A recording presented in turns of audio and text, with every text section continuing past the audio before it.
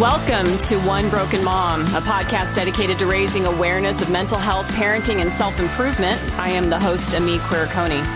One Broken Mom is not a family show. It is meant for adults and contains sometimes adult language. The topics I cover can be serious and unsettling to people. However, I do have a sense of humor laced with a little bit of a punk rock attitude. So if you're interested in real talks about real stuff by real people so that we can all get better together, well, then you're in the right place, and so welcome. Hey, everybody. Welcome back to One Broken Mom. I have with me on the show today, Michael Anthony. Michael is an author, mentor, and advocate for adult survivors of child abuse, and somebody that I discovered through social media with a lot of the hashtags that I follow, which is mental health awareness and CPTSD. And he's on the show today to tell us about how to become unbroken, which I am intrigued to for having a show that's called One Broken Mom. So I would love to hear what he talks about and how he brings this forward. And I don't want to go too much into my intro with him because I want him to tell his story because it's just like, it's pretty gripping. So welcome to the show, Michael. Hey, thank you so much. I really appreciate it. I'm glad to have the opportunity. Oh, absolutely. We are Pacific Northwesterners together. So he was down in the Portland area. I'm up outside of the Seattle region here. So, and this is sometime around early July that we're having this conversation. I want to put that into context because there's a lot going on outside of our windows right now in the year 2020. And most people will listen to this episode right away when it's published, but some people might end up coming back around to this, much later. And, I've been making a point to try to have the podcast, people talk about evergreen content, but I also think there's something valuable about a time capsule, to be able to kind of speak to the moment, because when we go back or, go forward a few years, I feel like we're going to just kind of have our minds blown, at all the stuff that's been heaping on and everything that still has yet to come here in 2020. So, how has this been for like your 6-7 months of pandemic living into everything else that's, kind of becoming the weird year of our lives? Yeah. I think it's really interesting. I think that a lot of people like me who come from chaotic backgrounds of trauma, we are able to thrive in situations like this. It's not outside the realm of norm nor possibility that we would be in this place where we have to figure some shit out. I think that it's impactful in my personal life because a lot of my friends have become unemployed and I watch the struggles that they have. And as far as myself, I'm good. Because I just think about it like this, I'm not surprised, literally flying snakes could be next. And I'd be like, all right, cool. We'll figure out how to deal with it. Yes, to an extent it sucks. Isolation sucks. Getting out of the flow of the normality of life sucks. I'm very much a habit-based person, wake up, go to the gym, do my thing, blah, blah, blah. And a lot of my normal ebb and flow of my day from working at coffee shops to hitting the gym, that gets interrupted, right? So it's kind of, I had a little bit of a period of time where I was like, okay, now I'm in flux. How do I get back into habit and routine? But as a whole, I think two things. One, I think it's really important that we do be safe because on one hand you go, okay, if COVID is as bad as they say it is, then I need to kind of do my part. But the other part is if I don't, then what if? And as far as the Black Lives Matter movement and what's happening in the world right now, it's far overdue. I'm glad it's happening. I think that until, things change, we keep going. And to me, I would rather die than not have freedom and equality. So I'm out here marching, I'm out here protesting, I'm out here putting petitions up because I think it's necessary. And I think for a lot of people, that's the state of the world we live in right now. Mm-hmm. Yeah, I've talked with other people about, the impacts of trauma. Sometimes just looking outside and, when I make statements, it's not because I know anything, I'm just making an observation. And for people that haven't really had to sit with that uncomfortableness of what's going on and all the shit inside their head and in their heart, times like this feel really just bizarre to them and unsettling for them because they are out of their norm and they're kind of sitting there forced to look at, everything out on the table of, wow, I distract myself a lot and now I can't. And now I'm sitting at home with somebody that I've managed to tolerate, but now I can't. And now I've got all this, I've lost my job or I've got to, some people are dealing with having to school their kids and that's not the norm for them. But it is the people that I feel like this is okay, cool. I've learned to survive through, not knowing what was coming up next, or the erratic, irrational behaviors, or, really ugliness of everybody around me. This is just another version of life. And there is that weird thriving in the chaos moment for a lot of people, but it's the ones that aren't used to that are really that feel like they're struggling through that. I mean, have you seen that with some of your friends that, haven't kind of gone through the same things that you have?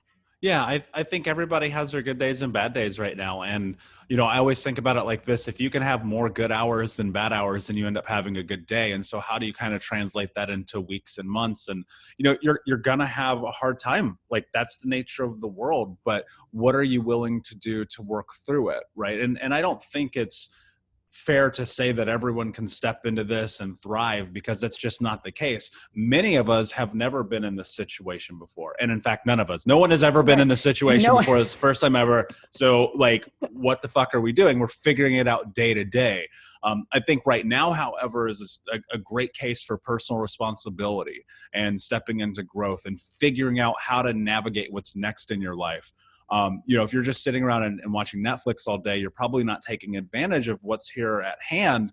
However, you might also need that. So if you need to watch Netflix all day, then so be it. But that said, you have to think about right now being an opportunity to create growth in your life. And yes, you're going to have hard days. Yes, it's scary. Yes, even walking outside, I think we are so weary of each other. And we've already had tension in America. Tension has been something that existed here forever. And now it's tenfold. Now between police and each other and the world and the government, it's just kind of like we are constantly at this tipping point. So what can you do to take care of yourself? How can you implement and deploy self-care? How do you put yourself first? And ultimately, how do you figure out how to navigate this? And I think that's by looking internally and saying, okay, this is what I need right now. So yeah, You're going to have good days. You're going to have bad days.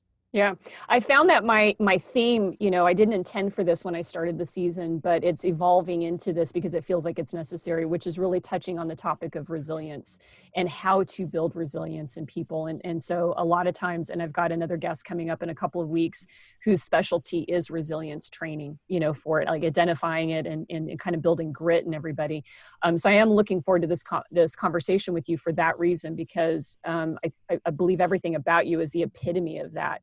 And surviving, something really extensive and brutal at times for you. And so what I'd like to do is, because there's so many things that we can unpack and spread out all over the table today, I want to start with an introduction. And so I'd like for you to just tell everybody that's listening and watching this on YouTube, like, who are you? Who's Michael Anthony? And why are we sitting here? Why are we sitting here together and having a conversation today about this? Yeah, totally. And I'll give you the elevator pitch, right? To go all the way into it would take hours. The Michael, the person sitting in front of you that you're hearing right now, I created.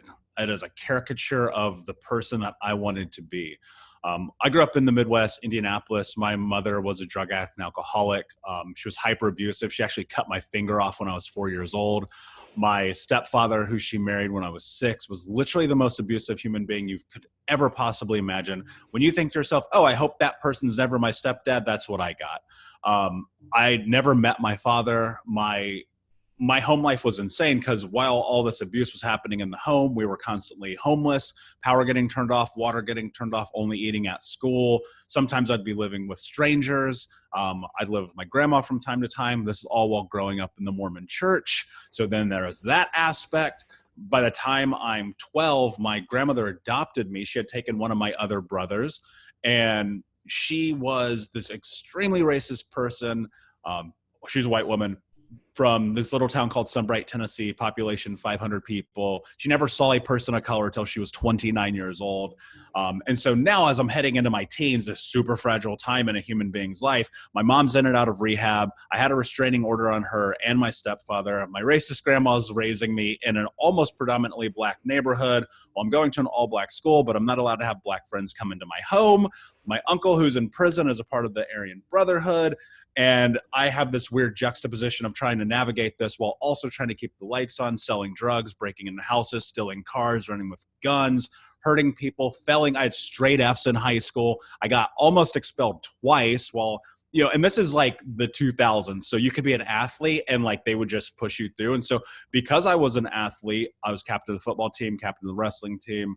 They kind of just pushed me through. And finally I had a teacher my last year of high school, Mr. Bush, shout out, who looked at me and said, you know what, I'm not passing you. You have to go to summer school. I didn't get to graduate on time. And I had to go to summer school as a senior in high school because I had straight Fs in most of my classes. And he refused to let me continue down that path. And it was one of the most pivotal, life-changing moments you could ever imagine. And as I headed into my 20s, I kind of figured out how to navigate corporate America. By the time I was 20 years old, I was working for a Fortune 50 company, which is impossible for a kid from the hood, but I figured it out. And then I started making a ton of money and everything turned to shit. Because what I figured out is if your goals are not in line with your values, then you're going to end up in the juxtaposition of chaos. And so now I'm making all this money. I have the nicest car, all the best clothes. I'm 350 pounds. I'm smoking a pack of cigarettes a day, getting drunk every night, having all kinds of anonymous sex and relationships. And my life is spiraling into chaos while I have multiple girlfriends who don't know each other exist, while I'm running 2 businesses. And all of a sudden I started having 5 panic attacks a day, which is reasonable. And I had this moment where one morning before I'm getting ready to go and do this wedding photography convention, because I'm now a former international wedding photographer, I was like, if I don't change my life right now, it's going to end. And that was 8 years ago. And so since then, I have been on this healing journey where I said to myself in this moment, I was like, no matter what it takes, no matter the cost, no matter the effort, no matter the energy, I'm going to get healthy. Because I had promised myself when I was a kid, I was not going to go down this path. And yet I found myself there because I had not yet developed A, the tools, B, the understanding, and 3, the self-love. I guess that'd be C, not 3. And what happened was I had this moment where I was like, okay, I'm going to do this. And slowly it transformed not only into understanding, but an education by necessity. While many people go to college and spend years and years and years trying to understand human psychology, I just went to the library and I bought a lot of fucking books and I went to a lot of conferences. And I would be the only civilian in a room full of doctors at exposés, like learning and talking, symposiums, not exposés, sorry. And so now, fast forward a few more years, I am a coach, I'm a mentor, I'm an author, I have podcasts, I have traveled the world talking about it and being an advocate for adult survivors of child abuse. And you found me on social media because of something that I posted, and that is how I'm sitting here having this conversation with you. And that was the elevator pitch? Yeah, that's the quick version. Oh, well, and like, I'm mind blown all the time as I'm listening to everything there and just kind of like, you know, it's impressive. I mean, and I have to say congratulations to you for that. And if no one's told you that, hopefully people have told you that it is amazing to do that. Those moments where you have that clarity and that focus and then the gumption to act on it is really a gift. I mean, it's a gift that not everybody actually ends up getting in there. And so sometimes people have this awareness, I think, of like, I really should do something different, but then nobody ever really does that. Mm-hmm. And, you know, you did, yeah. And you said that earlier, you know, it's like, it's hard. It's not fair to have everybody assume that they all can do this, you know, that because, you know, I've studied with resilience and some people are, you know, dopamine receptors, serotonin, you know, processing. Some people can be born with it in the brain, easier times to be able to do it. Some people can learn it, which I think is what part of your mission is to redefine your life mm-hmm. after going through all of that. And so, you know, anybody listening, you know, I always sit there and think about, man, I hear these stories from some of my guests like you, and I go, shit, there was nothing wrong. You know, we do that comparison, you know, of how bad was your trauma. But yeah, that's amazing. You know, again, like I said, we have so much to unpack and where to go, you know, where to begin with all of this. You know, you do bring up the fact that having a racist grandparent who then ends up becoming your caregiver, you know, what was that like for you? I mean, what part of that is a part of your trauma history that maybe still has an impact on you today? And maybe that's not a good way of asking that question, but I want to bring it up because we do talk about the trauma of racism just alone, right? You know, deduct abuse and abandonment and all the other things there, but just the messaging of feeling not good enough or not as good or whatever it is. I mean, that alone is traumatic in its entirety. Totally. And I think the thing now it doesn't impact me because I've worked through it, because I understand it, because I get to look back and go, oh, okay, I understand generationally how we get to this place. As a kid, I didn't. And so, being young and in that situation, I have been called both white trash and black trash. And, that kind of comes with the territory. And growing up, it was never surprising to me to be in the car with my grandmother, to go down the street, to be somewhere with my uncle when he was in and out of prison, and just hear the most insane racist shit. And to me, I thought that was normal, because you only know normal as a child based on your experience. And so I don't know anything different. And then it was really interesting because my mother would frequently only date black men. And I felt like that was this weird thing that she did to like piss my grandma off. And so that always intersected. And so now by the time that she adopts me when I'm 12, and I'm super thankful for that. So I want to be clear, because I would not be here without her, but that doesn't mean I didn't get fucked up in the process. And so now I'm in middle school and I'm living with her heading into high school. And there is just this constant tension between her and I, especially as I'm starting to develop friendships, as I'm starting to understand who I am, music, clothes, the way I carry myself in the world, the people I'm running the streets with, being involved in certain things. And we clashed and we clashed and we clashed until ultimately when I was a senior in high school, junior, I might've been a junior actually, outside of just living there, I didn't talk to her. I didn't interact with her. I just kind of like would come and go as I pleased. Plus I was out running the streets and shit anyway. So, I might not get home till 3:00 in the morning. And that was something that I didn't recognize immediately, but as I started heading into my late teens, I was like, oh, I'm having an identity crisis. That was what came from that. And a lot of biracial people do, a lot of multicultural people do. And I've had these conversations with friends who have grown up in similar instances, and they say the same thing. They're like, I had no idea who I was. And that was what had carried with me into my 20s. And that was something that I had to kind of figure out where worthiness and self-love comes into play, because I felt unworthy of love, of support, of care. And that's piled on, not just from the racism, but also because of not being able to have an understanding about my value in the world, and not valuing myself, and judging my own skin color and judging my friend's skin color. And, all these things that kind of go along with it. And now as an adult, and I think like once you're 30, you're an adult. When you're 20s, you're still stupid. And so in my 20s, I'm still doing all these things kind of indicative of that former self. And as I get older, I kind of go, okay, no, I'm totally comfortable with who I am. A lot of that's from doing the work. But then the other part of it is like, I don't give a fuck what people think about me anymore. Mm-hmm. Yeah, for sure. Now, how do you think you establish sense of identity with somebody that has the conflict, if we want to call it that, of the two races, of like not being good enough for this one, or the feelings that you kind of had, not being good enough to be white, not being good enough to be black, being too white to be black. And I think that was something that came off of your website that I saw there.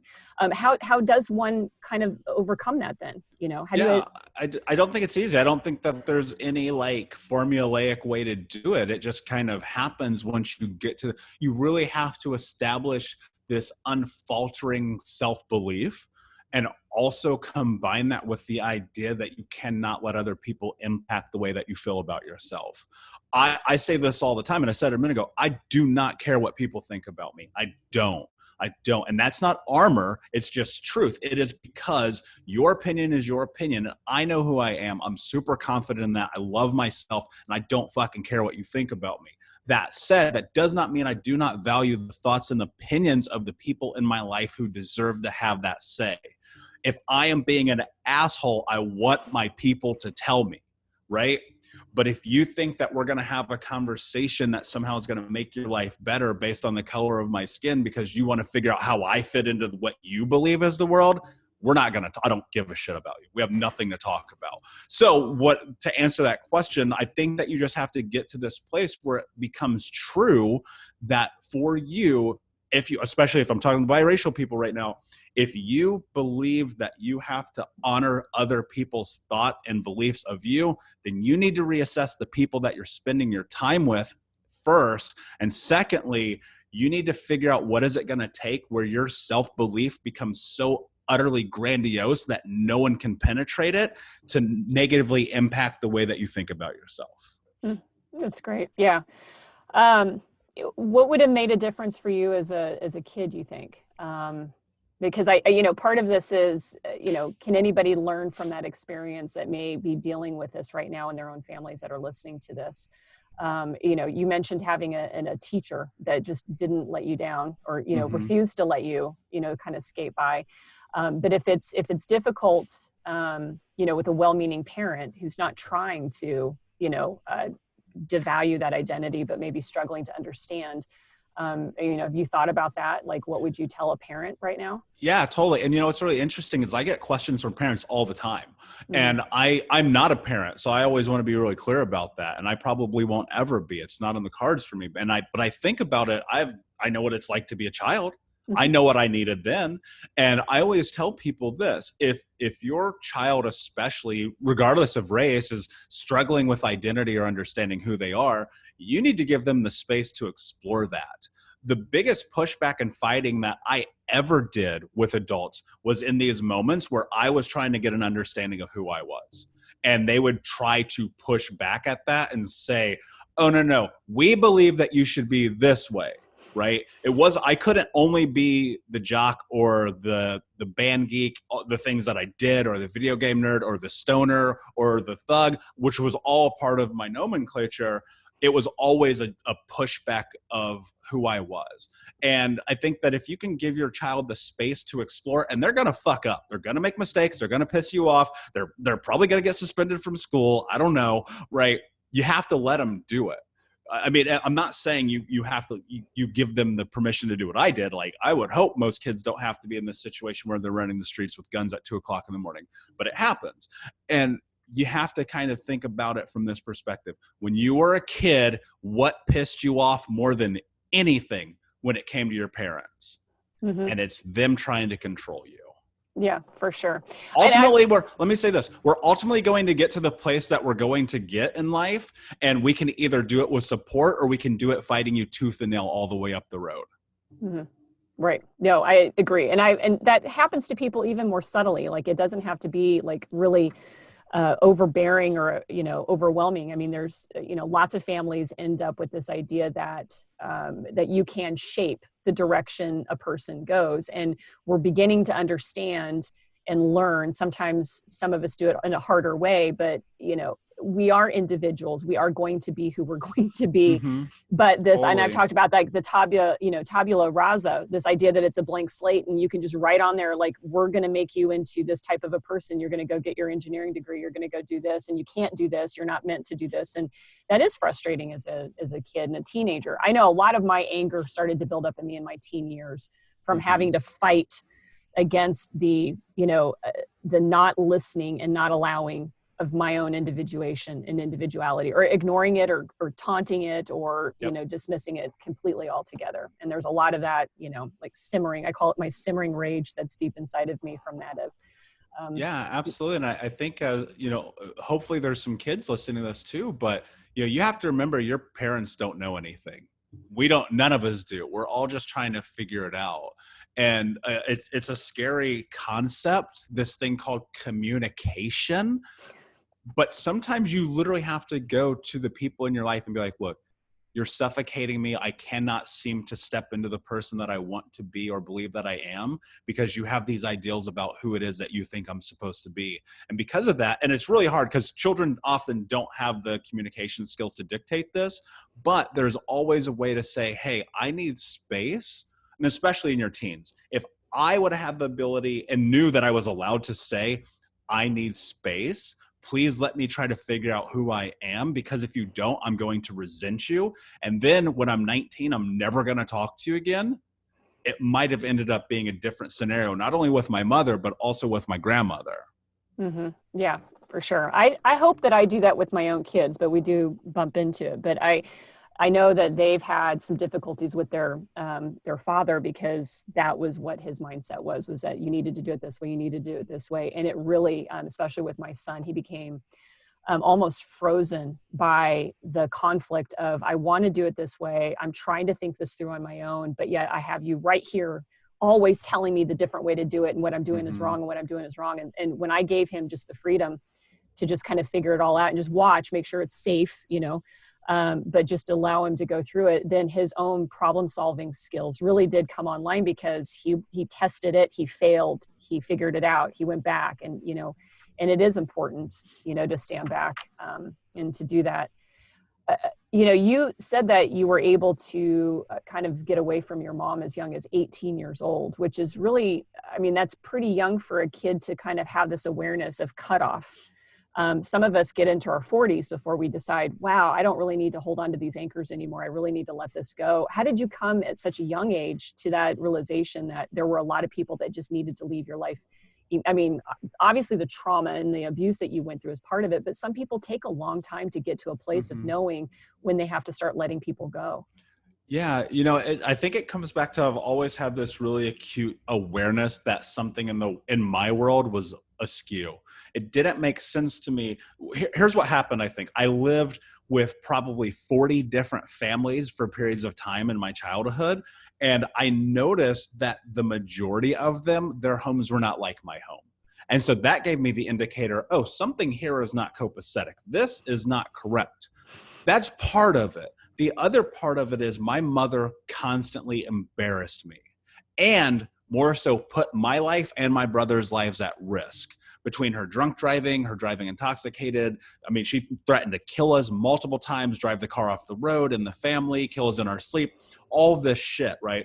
And so because I lacked any type of self-esteem as a child, I would do whatever it took to get attention from other people. And I recognized in myself, actually as a teenager, oh, that's the same thing my mother does, but she does that with drugs and alcohol. I don't want that to be a part of my life moving forward. And so we'd go to AA with her, NA with her, or we'd sit in the back. She would blame us. And a lot of it became from embarrassment and blame, and me just being like, I am so tired of dealing with your shit. And what happened was I made this decision when I was 12. I asked my grandmother to put a restraining order on her. That was my choice at 12 years old, because I thought to myself, I need her away from me. And so she did that, and eventually my grandma let her come back and be a part of our lives. Well, in high school, she started going down a further path. And I actually put a picture of my report card in my book because I think it's really important. I had straight Fs and Ds for my freshman and sophomore year. My junior year, I put a restraining order on my mother again. I had straight As my junior year of high school, right? Because I had removed that chaos from my life. And it was in that moment that I recognized, oh, if I'm going to be successful in life, this person who is so incredibly toxic has to be entirely removed. And I told her, one day she walked into my bedroom. It was like 9:00 at night. She was drunk off her ass, and she started attacking me because she couldn't figure out how to turn on the computer. And she was blaming me like, it's just this drunken thing, right? And the next day I told her, you're never allowed to talk to me again. You're not allowed to be a part of my life. I don't want this. And so until the day that she died, I literally only saw her 2 more times. And that was a decision that I made for self-preservation. Very similarly with my grandmother, but she had started to get sick and I emotionally couldn't handle it. So it kind of happened by proxy. And I've done that with now as an adult, understanding, looking at the value that people bring in my life. I always think about it like this. Do people bring value to my life, or do they take value from me? And if you are a succubus and you take from me, I have to remove you. Why? Self-preservation. And so if you are, and I deal with this with people all the time, and especially in my coaching, if you are in your 20s, 30s, 40s, 50s, and you still have a parent who is in your life who is detrimental to everything that it is that you want to do or accomplish, you have to ask yourself a really hard fucking question. And that is, what am I willing to do to have the life that I want to have? And sometimes that means taking parents out of your life forever.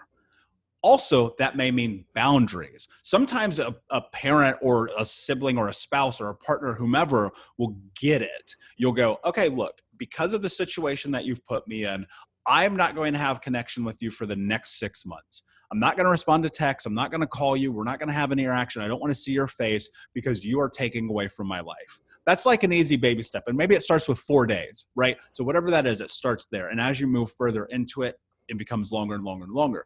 All of this, here's where people, I think, get lost all the time. Self-care is not selfish, and removing people who steal from you is not selfish. It is self-preservation. But you have to recognize that you don't owe anybody shit. There is nobody on planet Earth that gets to take from you and continue to take from you and deserve to take from you unless you allow it. You, and this is the hard truth, and I'm sorry, this is going to make you uncomfortable, you're doing this to yourself because you're allowing this to continue to take place. And I know it's so hard to hear that because we come from this idea, especially in American society, in Western society, we owe everything to our parents. They're greater than everything else. Oh my God, they feed us, they clothe us, blah, blah, blah. My parents fucking sucked. Like, your parents may suck too. So ask yourself this question. If you had the ability to live the life that you wanted, and you had someone who was easily removable, because we often remove friends, no problem, would you continue to allow that person to be in your life, right? Or here comes personal responsibility and accountability again. It's a different level because it is hard, but you have to look at this and go, okay, if I'm going to be accountable for myself, I can't continue to put my mental and emotional energy into defending my livelihood against this person who totally seeps from it. So it's a difficult conversation. Most people aren't willing to do it, but that's why most people continue to live in that place where it's constantly a threat.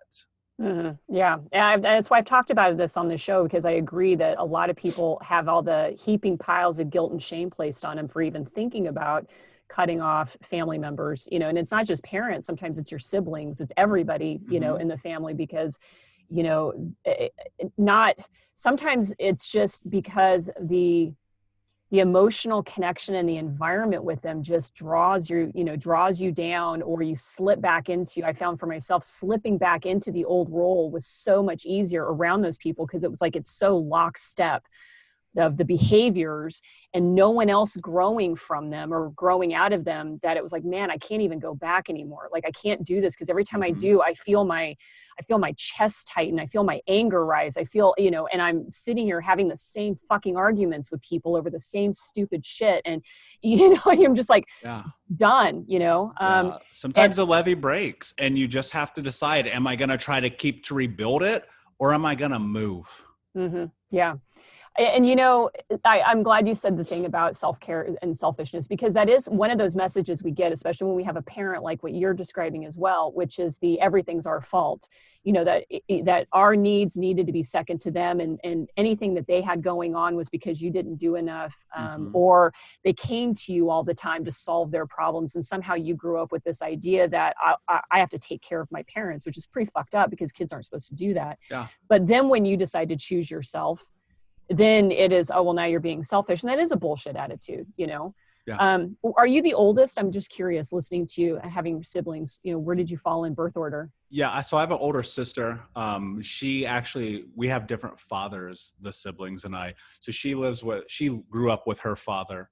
And then I'm second. And then I've got 3 younger brothers. Okay. There's a few different dads in there. So yeah.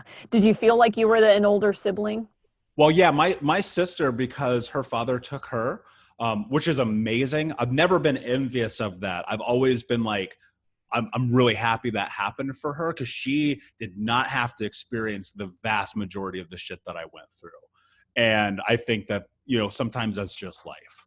And so, yeah, I mean, I definitely played the older brother role. I played the eldest role for a very long time. I mean, I would take care of my brothers, cook for them. I learned to cook when I was like 7 years old. Because cook, because my mom would be passed out drunk on the couch, and my stepfather was an over-the-road trucker, and so he'd be gone forever, which was always a respite. And I would take care of them. I would fought with them too, though. So I want to be clear. My brothers and I fucking clashed. Why? Because as I look back on it, I understand that we were just understanding how you communicated through an environment of violence. We watched my stepfather beat the shit out of us. Our mom beat us. We watched them beat each other up, plates getting broken and windows getting smashed and holes getting punched in walls. And so the way that my brothers and I communicated was violence. And so even though I tried to be the older brother and at times bring them up, ultimately the only thing that I ever did was hurt them, because this is how it works. And one of my younger brothers, I won't say his name, he tried to stab me. And we were like 11 years old, because that is just what we had come from. And now as adults, we talk about it. We spend time, I'm in Portland, they're in Indiana, but last time I was there, we spent a couple of days together, and it was just this really wonderful, beautiful, amazing experience, because part of it was I had to do a lot of work. I also years ago had to have conversations with them and explain why I behaved the way I behaved. And a lot of that was around in my teens, not spending time with them, because I'm selling drugs, I'm running the streets, I'm in very precarious situations. And, my way of keeping them safe was to never involve them in my life. My sister and I, our relationship, she has always been almost like a mother figure to me in a sense. I mean, when I walked the homecoming football game, when I won awards in wrestling tournaments, when I, got all of these things in school, she was the only person who was ever there. And so, and even in business, she still is the first person to support me. And so I'm super lucky with that. And so, yeah, being a sibling, it's odd though, because I don't think we'll ever have that same connection that other people have. Because ours was just birthed in a different fashion. Mm-hmm. Yeah. And the way you were talking in some of the your descriptions and stuff, the reason why I asked the question was, when kids are put in parentified positions, right? Like they kind of have to take on the responsibility because the parent is failing there. They, it seems like at times that you end up developing a little bit more of that ability to overcome, because you just are thrown into, I have to do this. I have to figure this out. I have to source the energy to take care of these other people, and do it well before your years. I had 3 younger brothers. I have 3 younger brothers. I don't talk to them either, and anymore. Can't sit down with them and have conversations, because there's also a real lack of disconnect with them on our experiences. And one in particular, he can't even remember most of his childhood. Like, I mean, it's just dark gray spots for him because of, he had a lot. My older role, I learned quickly to not get hit, was to just do exactly what you were told. And I became that compliant, and that ended up putting me in the position of raising 3 younger brothers. And unfortunately, when kids raise kids, they don't turn out that great. You know what I mean? It's like, that's a sad consequence. It doesn't matter how smart you are.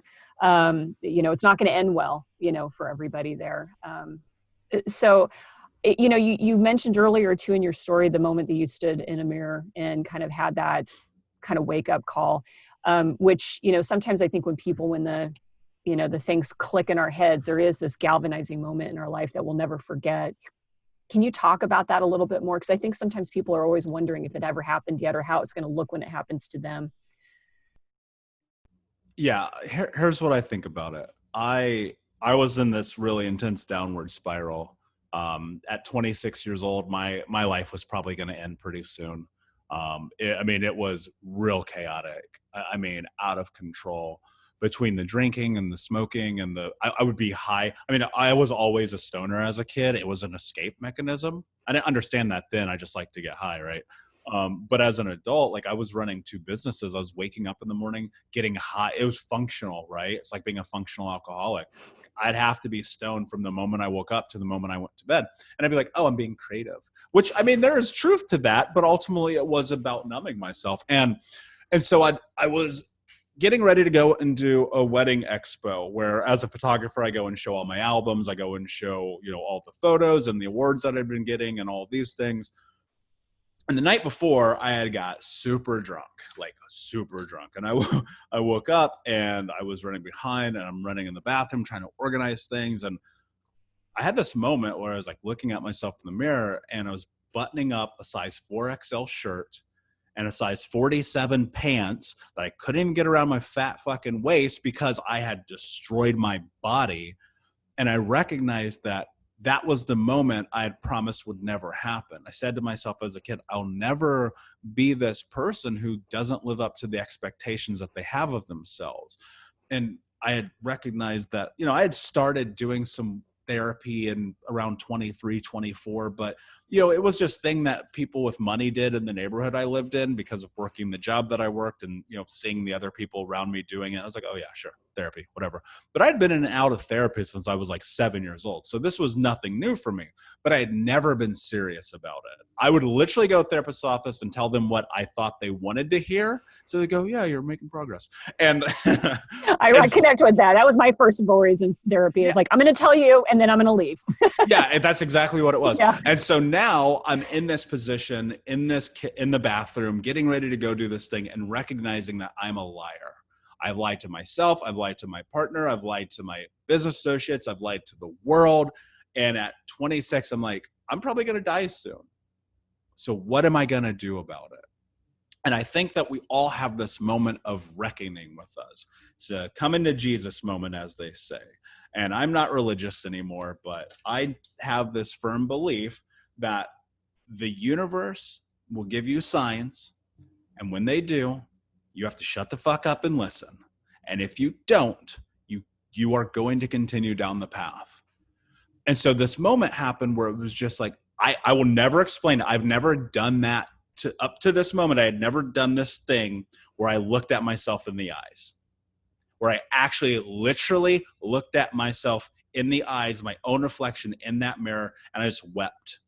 Because there was shame, there was guilt, there was hurt, there was anger, there was fear, there was all of the bevy of emotions that I had just stuffed down and drank away and smoked away and fucked away. All of them just like surfaced. And I had this really intense moment of thinking, from this moment, everything changes. Mm-hmm.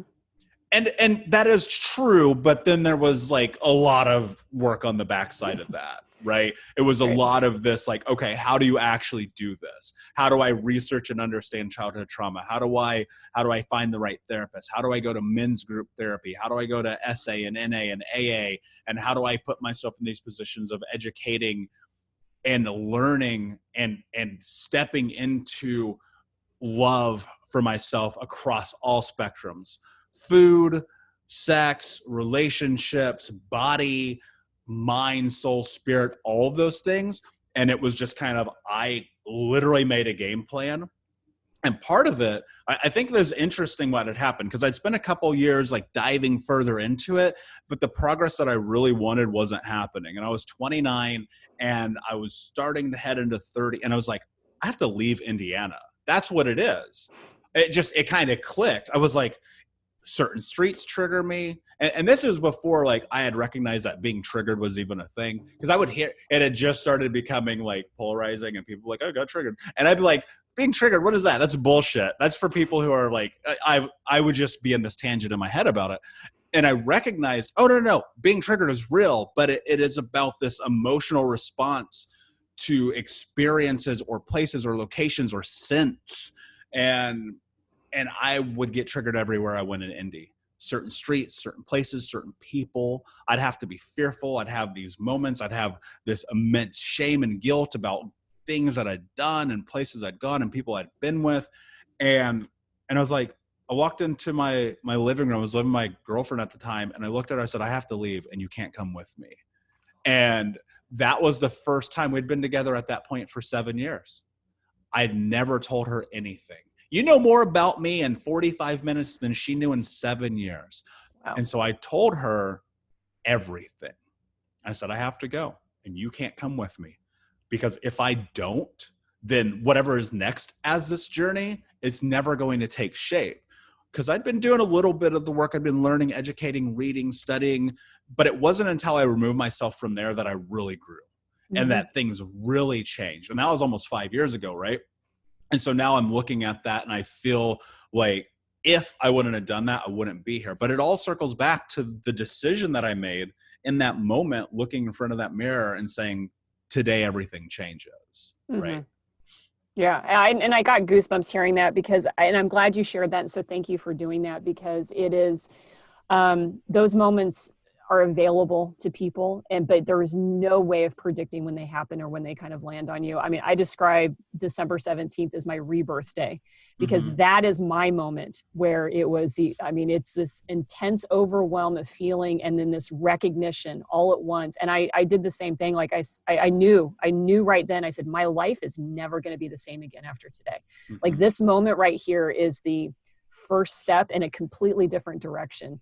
And it was, and for me, it was reading a couple of words that finally just clicked, and it brought back a traumatic memory that every time I thought about it, I cried and I cried. And here it was, I finally saw the memory for what it was and its impact on my life, like the trauma. And I did the same thing, like, having the moment doesn't mean the work isn't there, for sure. There's a whole lot of it, but now you know the purpose and the point and the direction, and maybe you're learning, but you know what the outcome can possibly be at that point forward.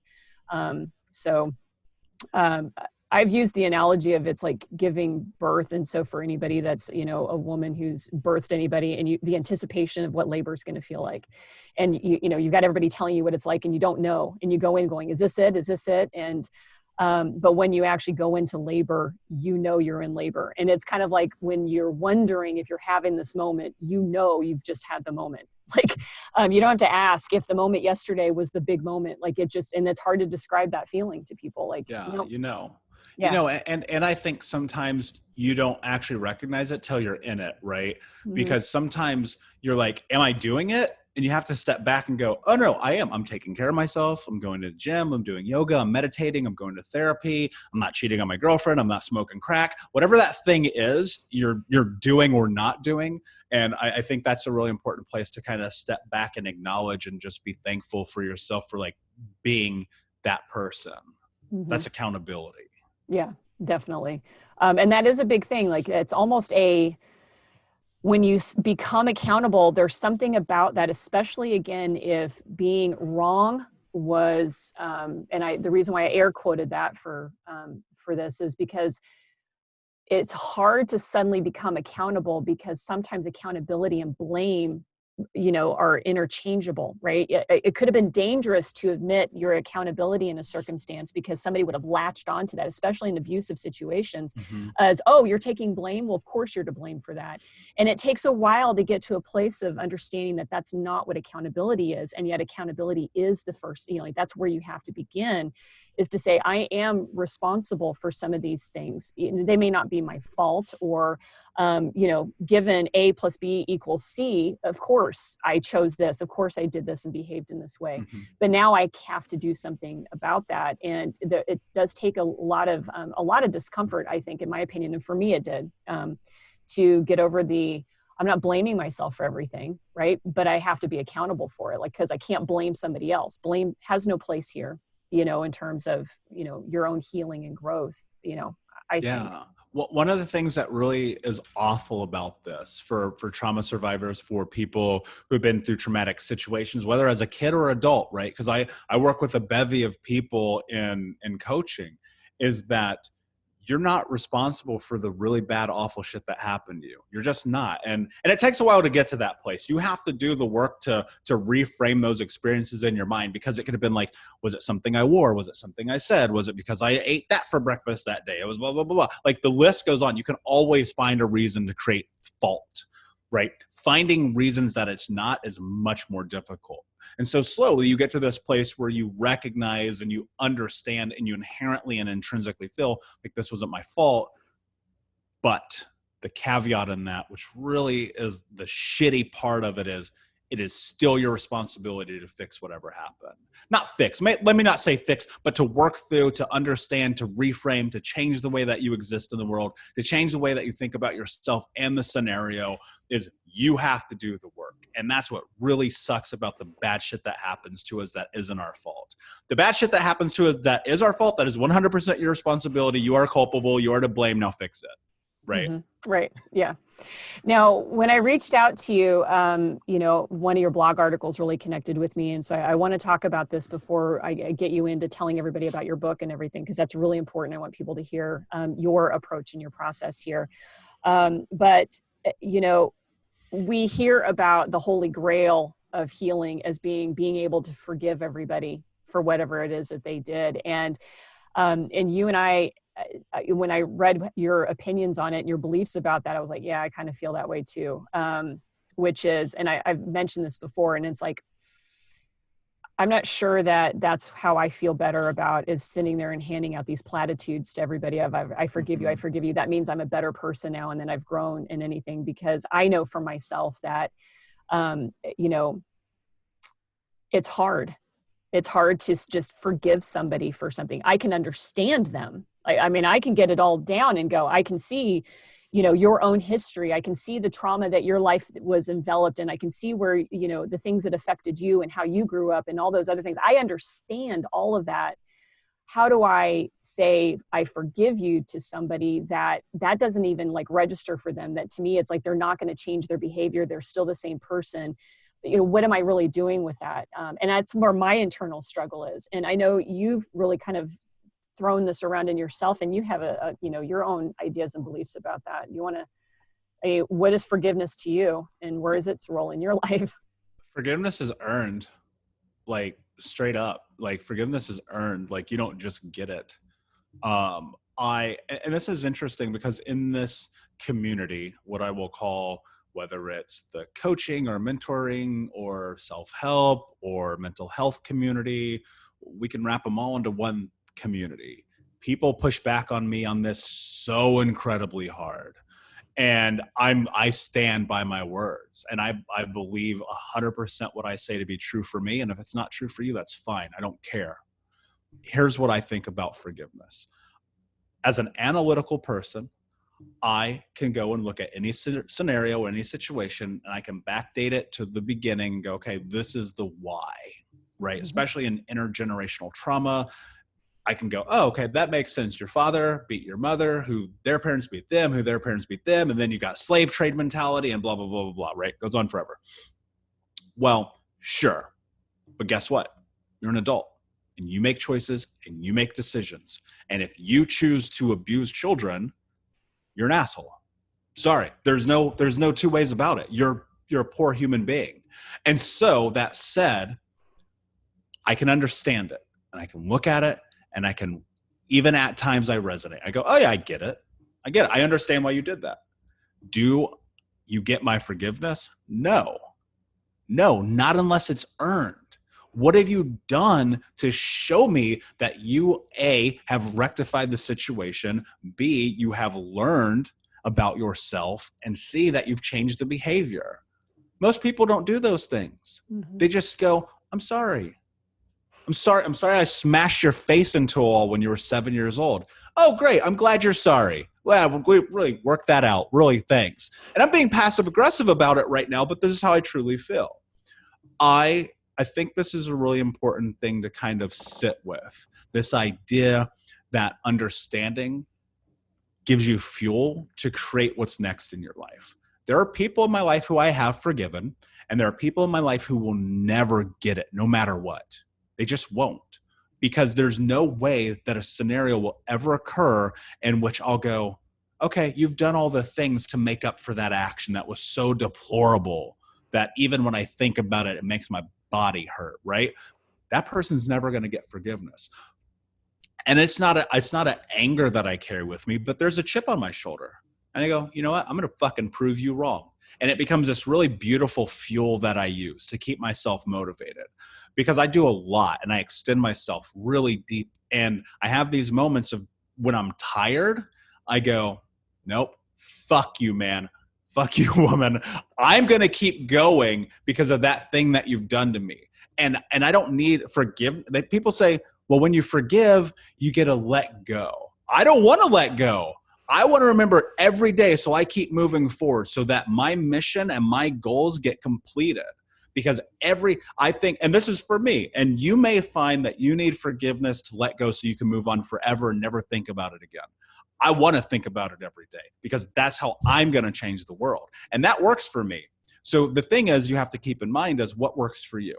What is your best case scenario? Is forgiveness a tool for you that's going to allot you the ability to move on and move forward and change your life?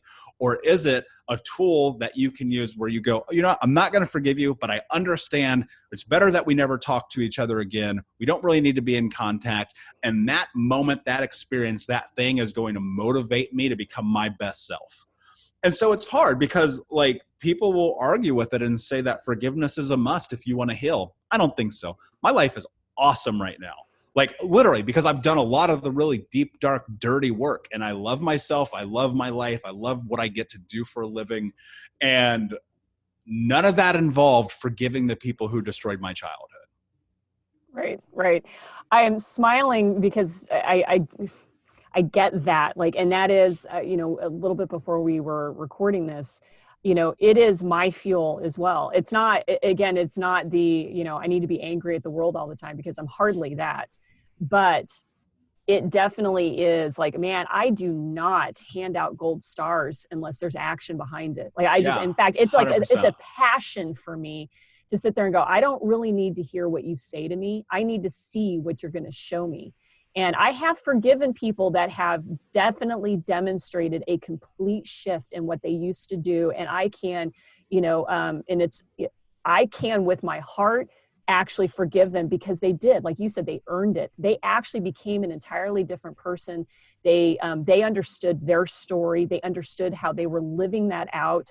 They became better human beings for it. And that does to me, that's where it's like, yeah, you know, again, and it's even still understanding, but I guess maybe forgiveness isn't the right word. It's respect. Like those people earn my respect, you know, and, but the rest of it, you know, yeah, I mean, I think about, you know, one of my abusive relationships that I was in, and I play some of those scenarios over and over in my head when I know that I need to stop that from happening to other people. Like I need to get pissed about that again. I need to feel like the violation again. I need to feel how angry that was, because that's what moves me. That's what moves me to do what I do. And like I said, I was smiling because I hear everything that you're saying. Like there are some of us that is actually the fuel that, you know, that feeds the engine that gets us up, standing on a pulpit, doing whatever it takes to do and to undo the injustices and unright the wrongs that are, you know, out there. Right. The wrongs. Yeah. Yeah. I think it's dismissive to tell people that they have to forgive each other. Yeah, it kind of pisses me off too. Yeah, it's like, it's dismissive of our experience to be like, oh, if you want peace and happiness and it's light, you're a light worker and you're like, oh, you must forgive the world. No, that's not how it works. I'm sorry. You don't have to do that. What you do have to do is do whatever it takes to create the life that you want to have. And sometimes that means forgiveness, and sometimes that means saying, fuck you, I'm going to use this to do something better. Because I think about it like this. If I would have possibly just gone to this place where I go, oh, I forgive them, would my behavior have changed? Would I have a person have changed? Would I have put myself in a scenario to be on the path that I now am? If 8-9 years ago, I would have just been like, you know what? I forgive them. But then nothing in my life changed. Mm-hmm. Right? I don't know. Yeah. Yeah. I don't have a time machine. I don't want to find out either. So. Right. Well, and I think it's, you know, it's important because, you know, like you pointed out, there's a lot of that messaging, but it really does come down to, is it, you know, where are you going, and is your trajectory in a positive place? You know, if you need the forgiveness to be able to unlash yourself from everything that's holding you back, that may be your thing. But you know, like you know, undoing those angers and letting that bubble to the surface has been positive. You know, I don't have ulcers about it, you know, about the anger or anything like that. I have that propulsion for me that actually draws heart out, right? Like love, like so mad that you want to love so much harder to make sure that you're taking care of people or doing something of, you know, that's for other people there. And so I'm like you, it's like, I've had to sit with that and go, I'm okay with that. Like I've heard your position, you over there at the forgiveness camp, and I know where I am. I know where my heart is. I know what I'm doing here, and I feel good about this. That like what I'm doing is a net add, you know, onto life. If it's true for you, that's all that matters. Yeah, yeah. So anybody listening to that, and if it's one of those things, like, you know, that's why I wanted you to talk with me about that, because I think some people do feel conflicted that they're being told one thing that may not fit them. It's easy to be conflicted because also I think, my air quotes if you're listening, giving people forgiveness becomes this thing that is a tool for you to somehow remove their culpability. And I think that you have to understand that forgiving people doesn't change anything, but working through it and doing the work and doing the things that you have to do is going to put you in the place that you want to be in your life. And I don't know, like, again, I don't know if there's a right or wrong way to deal with forgiveness, but I think that it's the low hanging fruit of healing in society. And people go, if you forgive, everything's going to be better. But I don't think that's necessarily true. Right. Well, so I want to wrap up here because but I don't want to cut you off. And so I want to give you airspace here on your book. So you published a book called Think Unbroken, Understanding and Overcoming Childhood Trauma. And then you've developed, like you've mentioned many times, so you've developed this life purpose and you've developed this, coaching and mentoring and workshops and stuff to be able to help with other adult survivors of child abuse. So talk please right now about all of that stuff that you do for other people. So anybody that's listening to this, if they're connecting with your story and your experience and want to follow up with you, I want them to be able to find you. Let's start with your book. What got you going on writing a book and publishing that? Yeah, so I love reading. It's always been this escape for me. Even as a kid, I would be in class in school reading. Not anything that they assigned to me because I had no interest in most of it, but whatever it was. For me, it was always nonfiction as a kid. I didn't enjoy fiction because I didn't feel like I could wrap my head around it, but nonfiction autobiographies, always. And as I started getting into this healing journey, I was reading all the self-help books, all of the self-help books, because I was just looking for anything that would help me kind of figure and sort things. And I noticed in the trauma space at the time, there was only a couple of books that really existed that I thought had anything of benefit. I'm not saying that there's not benefit in reading people's life story, but there was no companion for this, right? And I thought to myself, okay, what do I really need as a person? If I were starting this journey over, what would I need? And it started as I was going to write a blog post that might have been 5,000 words. That was kind of how I viewed it. I'm just going to write a really big blog post. I'm going to dive into a bunch of stuff. And as I started the writing in the blog post, I was like, oh, this isn't a blog post. This is a book. Oh, this isn't a book. This is a workbook. Oh, this isn't a workbook. This is a guide.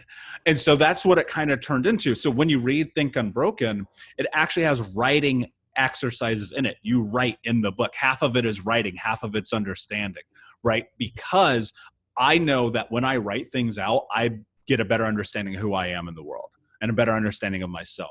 And so I took what I consider to be the most important concepts, which I could extrapolate on. I could write a book on every single part of the book. But I was like, okay, if I created a high level overview of the baseline of what it takes in terms of mindset and self-understanding, what would it look like? And so the further I got into writing that blog, the bigger that it became, the more it was like, oh, this has to become a book. And so I decided to write the book, and I started sending out to agents and stuff like that. And, I love that we live in a time in which you can do whatever you want on your own terms, because months went by and I emailed hundreds of agents and I got no responses. And I was like, fuck it, I'm going to do it myself. And so I just self-published and I started a publishing company, and I decided to do that. And it became an Amazon #1 best-selling book, because I don't like the idea of people being barriers to what I want to accomplish in life. Now, that all started, I would never have the book had I not started blogging a few years ago. And I started a blog called These 10 Aces, because I had recognized when studying Filletti's work, if you're not familiar, about the ACE study, the Adverse Childhood Experiences Survey and Study. I answered yes to all 10 of those questions. And there are 10 really important questions that if you've understand and experienced trauma, you should check this out. It's called the ACE survey. Mm-hmm. And I was like, oh my God, I answered yes to all of these questions. And I was like, okay, I need to just write. I need to blog. I need to put it out. I need to talk about what I'm discovering, what I'm learning. And slowly that kind of started to transform. And next thing you know, I'm doing talking at companies and workshops and co-working spaces and blogging, and the podcast started. And then, all the things just started to transpire, and people were reaching out to me every day and saying, the things that you're putting out in the world are changing my life.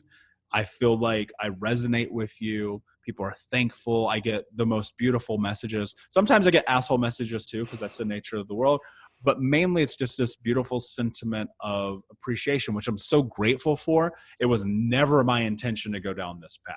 I never thought that one day I would be mentoring other people into understanding the things that I discovered.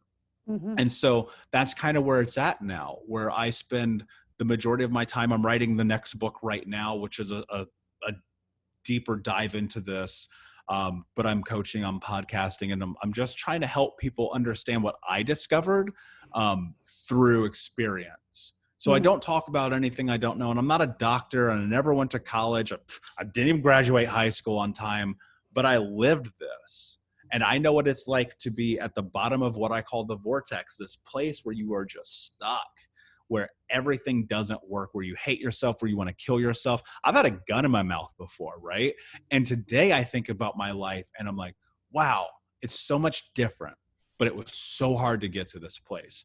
And I know, and I don't like saying this, but I do believe it's true. If I can do it, like you can do it. Like there is a way, we will figure it out. Right? Because it's mindset, and mindset is everything.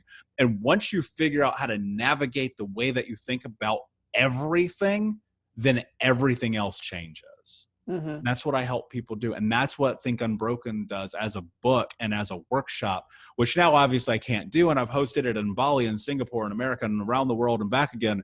And I cannot wait to be able to do it again. And so for now, it's just online. It's resources. It's this. It's conversation. It's, there's a lot of things to come, I hope. Mm-hmm. Yeah, no, you said this mindset over everything, that it's shifting that, how explain how you do that for everybody. Like when you're working with somebody, how do you do that mindset over everything? It's about understanding. It's about this really in-depth intrinsic look at who we are as people. There is a tremendous level of discomfort that I put clients through in conversation and understanding. And even in Think Unbroken, you will be uncomfortable reading this book. Why? Because it is through that we get to understand who we are. To this point, we've kind of nonchalantly continued our life as is and thinking like, oh, this is how it's supposed to be. Realistically, and the truth is, it's not. Unless that's what you want. And if that is, then you're probably not going to read the damn book anyway. So that's fine. But if it is the situation where you're like, okay, I want to change, you have to come to this place where you agree with where you make an agreement with yourself that you're willing to do whatever it takes. And that starts with mindset, right? Before you can start to really cultivate habits and ideas and changes that are long-term, you first have to get to this place where most people I talk to, 99.9% of people I talk to, whether they're coaching clients or workshop attendees or they've bought my book, they all exist in this frame of shame and guilt. And it is that conversation in which we first have to adjust the way that we talk to ourselves. And so that's where mindset begins. What are the tools? What are the things that we have to do? How the fuck do we get you to a place, Ameé, where you go, okay, I love myself. And then we do the rest of this shit. The rest of the shit doesn't matter until you can wake up in the morning, put your feet on the ground, and be okay with the person who's within this body. Be okay with your spirit and your soul and who you are. And that's what mindset is. Mindset is getting to that place because you've been inundated, and I know we're running long here, so I'm going to try to wrap this up. We have been inundated with this idea that we have to be the person that we have been framed to be by our experiences leading up to this moment. And it is true, we are the sum total of all the experiences that we've had until right now. Even everything that's happened in this conversation, I cannot change. I cannot change a single fucking moment of my life. But I do have the ability from this second forward to invoke my choice and the decisions that I make to make my life what I want it to be. And I have to have direction. I have to have goals, and I have to have the tools in place to do those things, but without first having self-belief and self-love and compassion and empathy and sympathy and believing in my worth and value. None of those fucking things matter. So that's step one. How do we get to the place where I put my feet on the ground in the morning and I say, I'm good? Mm-hmm. Man, you're amazing. I'm pointing at this. This is, Because that's not easy to do. Like, it takes time. Fuck no, it's not. It's not easy to do. I mean, I sit there and I think like 99% of the time I feel good about it, but then I'll have like a core shaking conversation where I'll have all kinds of doubt all over again, and shame, and, all kinds of shit. But it is like, pick yourself up, get past that. Remember, you can't there's something that you have to remember, is that you're a human being. Mm-hmm. You're not a machine. If you're a machine, I could give you a tool right now and program you and say, from this moment forward, you're good. Nothing will ever impact you negatively again. You'll always be hunky-dory. Life will be amazing. You'll live this perfect existence. That's not real, right? What is real is that you will fall down, you will falter, you will break down, you will have moments. I do too. I regress. It is a part of human life. I catch myself doing things where I'm like, oh shit, I can't believe I just did that. Oh, what is that thing I just did? Oh, I lied there. Okay, we need to talk about that. We need to understand where the behavior is coming from. And when you get to the place that you have established the tools and understanding, and you can recognize that, and you can define the why, it's a faster return, right? And so what I mean is, initially, when you're first beginning this process, you might break down or regress, and you're 5 weeks into bad behavior that you're trying to reform. And in 3 years, and 5 years, and 7 years, and a decade later, you catch yourself doing that bad behavior, and in 8 seconds, you make a decision to change, right? And that's where my life is now, but it didn't used to be. So that's the thing you have to remember. People think that suddenly, all of a sudden, everything is different. It's not that way. You are embedded in your experiences that led you up to right now. And so those will always inform everything that happens in your life. But that does not mean that they get to dictate your life. Yep. Amen. Ah, man, this has been a great conversation with you. Sometimes I love what I do. I love the choices that I made. And, and very much like you, I just felt like, as I was doing my own educational process after my rebirth, it was like, okay, I'm learning. I was already reading. Nothing was connecting in the way that it needed to connect until, again, that morning on December 17th. And then it was, wow, this was hard. It was hard for me to penetrate what I needed to penetrate. I can imagine it must be really hard for other people too. What can I do?